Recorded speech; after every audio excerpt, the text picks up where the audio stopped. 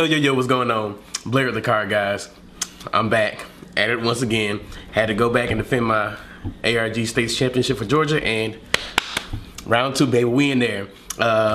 We went down to Albany again for the Easter extravaganza for the ARG States tournament, and I went undefeated. Played 5 rounds and then top 8. Cut the top 8 and just went through there. The deck that I played this time, instead of playing a structure deck this time, I decided to still stick with Zoo. And not just any Zoo, pure Zoo. And when I say pure Zoo, I mean pures to the fullest form, except for maybe like 1 or 2 cards, which we'll get into. But I decided to play like pure Zoo, like no extra stuff, no Metaphors, no Mermail Zoo. And I decided not to play Fusion Substitute, which I think was the best choice that I ever made. Because what I noticed with us playing the game, we're really, really greedy. So we're trying our best to try and gain so much advantage, when most of the times the answer is just as simple as just keeping it simple. So I decided to play my deck without any Fusion Substitute, not 1, not 2, anything. I mean, especially like if you go second and you draw it, then it's a dead draw majority of the time. Like that, the 2 Fusion Substitutes and the Black Sheep are dead draws. So I wanted to minimize any dead draws in my deck, and I just wanted to make it as consistent as possible, which is open one of the starters, which could be the Barrage, Tinky, any of the Zoo monsters, and traps, which is what my deck did. So let's get right into it. Alright, so this is my deck. I played 40 cards and 15 sided extra, you know that. The fun fact about the top 8 for the state championship, I was the only person in the top 8 playing 40 cards. And yeah, weird, right? There was a lot of 60 card decks and like 142 card deck. But let's get right into it. You already know. Bow. Alright, so starting with the main deck, really standard Zoo Engine, 3 Whiptail, what you need, 2 Rapier, rest in peace, the other one.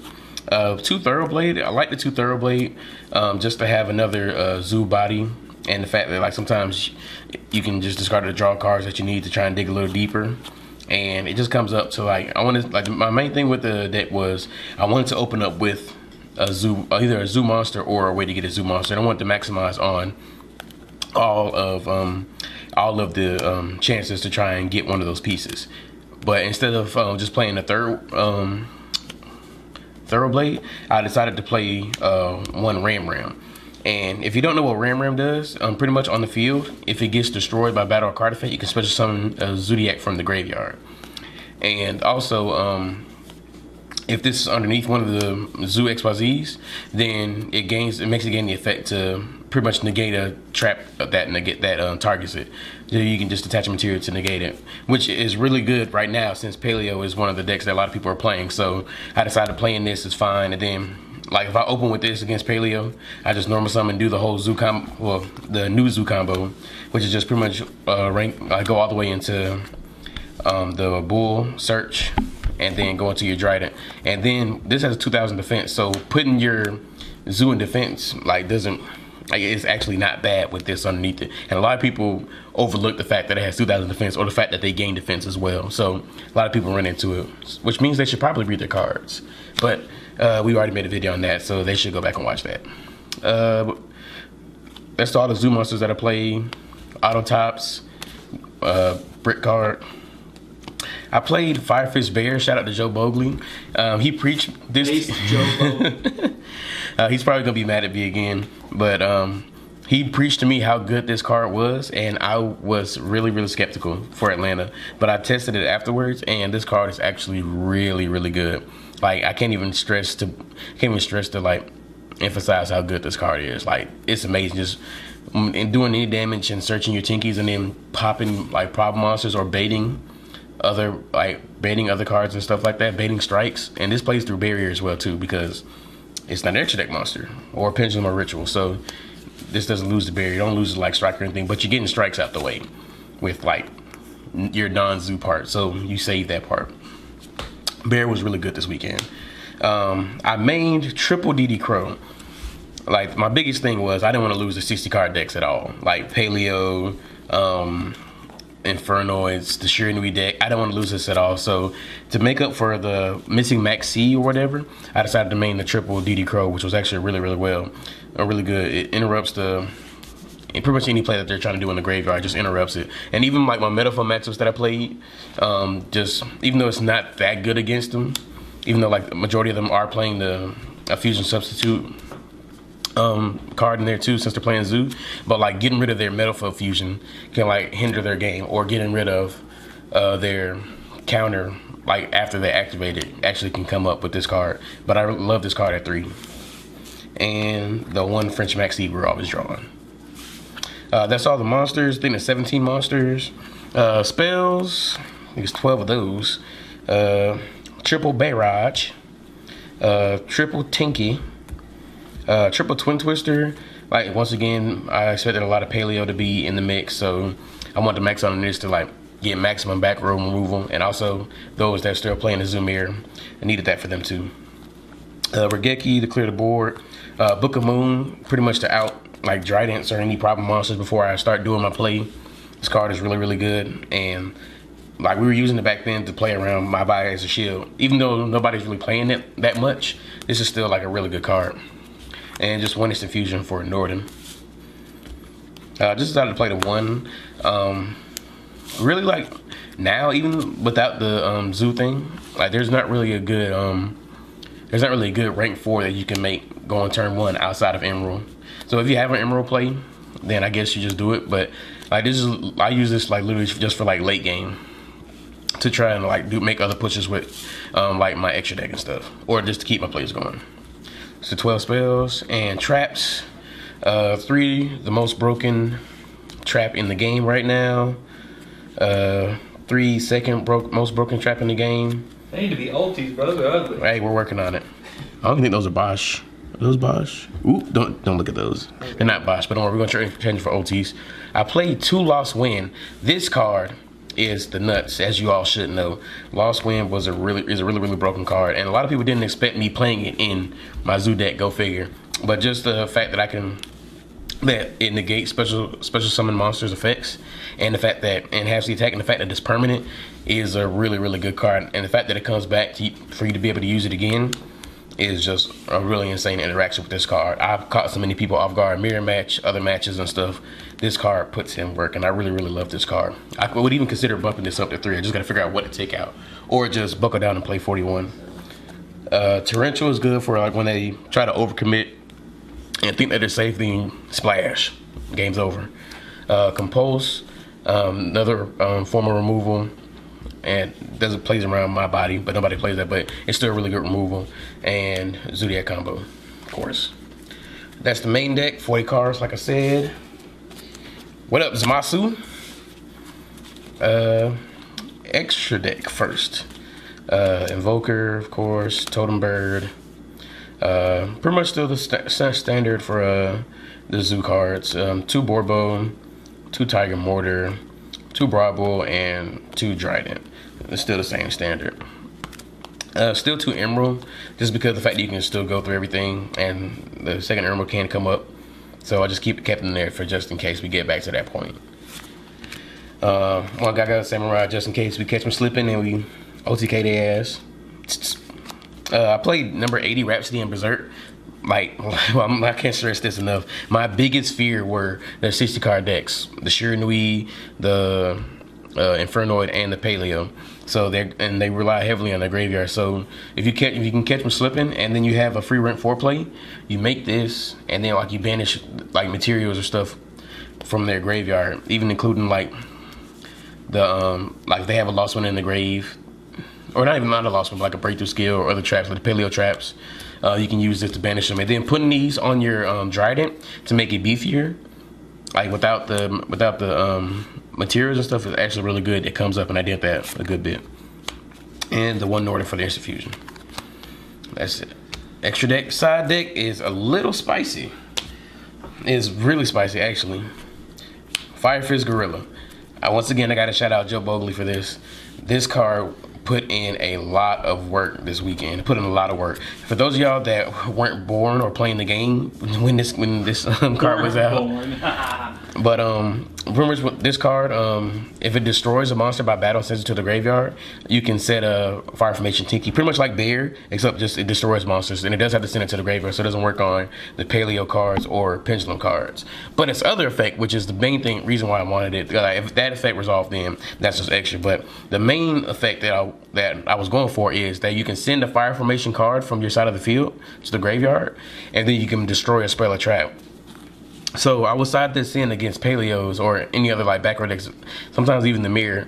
Like having this to like pop back row, get back row out the way, like force strikes, force other stuff like that, or just remove stuff before you like commit to your play is actually really broken. And that came in clutch this weekend. When I say it came in really good, it came in really good. Like MVP, I wish I was playing this sooner, along with the Bear. But this card was really good. 2 Dinko for back row decks, Paleo, all that stuff. Dark Hole for removal. I hate 60 card decks. Inferno. Like this is what this is for. Like they go first, or if they go first, they lawn mowing, or they get like really established, all their stuff established in the graveyard. Then like, if I go second, bam, soul release. Take 5 of the key cards out the deck, and if they're playing snow, you target the snow. Like before you do anything, you target the snow and target like 4 other important cards. So they're forced right then and there to chain their snow when they don't have to, which means now you don't have to worry about interruption from the snow. You don't have to worry about interruption from that snow, and then you just deal with. it. Since you're playing Zoo, you just make you put Whiptail on the field, then you just banish the snow. Anyway, so you still get it out the way. But this card is really good. I played a synchro. I played like a really like cool synchro deck in the finals, and game 2, I resolved this and made him like force him to banish his snow right then. The banish for his snow to bring it out. Then I dealt with it. I still lost that game, but this card is really good. The other games that I resolved this, like it was really clutch. That was just the one instance where it didn't work. The same thing goes for Necker Valley, except for when I'm going first. The errata on this, making it to where like you can't touch cards in the graveyard period, is like one of like the best buffs on cards I've ever seen in the game so far. And like I pretty much, this is for the same decks, but I do this going first. So like that makes their lawnmower dead. Like if they're playing Infernoids, like them getting their Infernoids to the graveyard is dead. And like, you know, they can still summon the Infernoids from the graveyard, but they have to banish from their hand. So if they banish from their hand and summon Inferno from the grave, and you have an out to it, then like they just killed a whole bunch of their resources and stuff just with this, because of this card. This card was really good this weekend too. And the sleeper card for me for this weekend, which was really good because I played a lot of water decks, was Diamond Dust. And for those of y'all that don't know what this card does, this card is really broken. But it destroys all water monsters on the field, and then they take 500 for each water monster that was sent to the graveyard. So this card is broken against Paleo, it's broken against Mirror, which I happen to play. And I resolved this card on that, and literally the game ended. Especially like with Paleos, when they commit so many of their traps on the field because they are water. So they get all the traps on the field, then you flip this, and then you destroy them and then banish all their traps. It is really good. It's insane. This card is wild. And I really love this card this week, and I'm so glad I decided to put it in. And then the last card, anti-spell for, you know, spell decks and everything. You gotta have that in there. Alright, so that's the video. I hope you liked it. Make sure you hit that like button, subscribe. If you have any questions about the deck or anything that you liked about the deck or that you would think might have been changed, definitely leave that in the comment section below. Also make sure you, Kyle is telling me this stuff while I'm doing this deck. So make sure y'all still support us on Patreon so you can get more quality deck profiles from me tearing it up and everything. We'll definitely share some of that goo with you if the price is right. No, I'm just playing. Also make sure you check out our Facebook page, our Twitter page, Patreon, like I said. Make sure you check out ygosingles.com, TCG's 5%. That really help us out. I appreciate it. If you didn't like the video, make sure you go watch it a second time. I promise you will like it then. But this is Blair the Card Guys, See ya. Get out of my way. Okay, we're not done with the video just yet, all right? I didn't want to tell Blair I was going to do this, but a lot of people stay until the end of the video for some reason, don't know why.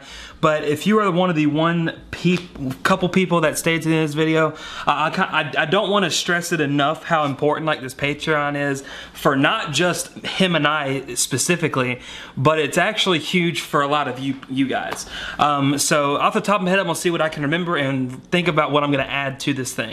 So pretty much you can pledge $1, $2, $3, however many you want, just to support us, right? Whatever. There's a $5 option to where you get into monthly to bi-monthly raffles to where you can win Car Guyz merchandise. You can actually possibly, if our dice rolls in the right direction for you guys, is if you will get your own custom Car Guyz jersey, which would be really cool as well. Other things you can add into that is like $10 Discord sessions, where each month you'll get into it like a Discord chat with all of us, talk theory and everything like that. And then also there's actually a $25 monthly Patreon subscription. What is that, you might ask? Now with this, I ran it by a few of them, and I think it's a really cool idea to help you guys get better at the game. If you pledge $25 a month, you can choose which card guy you want to talk to on a one-on-one basis. You can ask them any question you'd like, and pertaining to the game, of course, and you can pick their brains. You can have them coach you to the player you want to be. And again, like I said, if it's $25 a month, you get that once a month, and you can choose each player, a different player each month. So one month you might want Blair, the next month you might want Calvin, the next month you might want, you know, like Noah or Ryan. So it's just infinite. You'll get so much knowledge learning from the players that we have on our sponsored roster. It's unreal. So definitely check that out in the description below. Of course, you'd be helping us out because eventually we want to make this a career. We want to make this into something that, you know, is going to be not just YouTube based, something, you know, is going to be tangible, something we're going to, you know, build upon. So hopefully you guys understand that as well. I know this video has gone long enough, but that's pretty much it for us. Call the Car Guyz. Subscribe, like, Vape Nation. God damn it, we're out.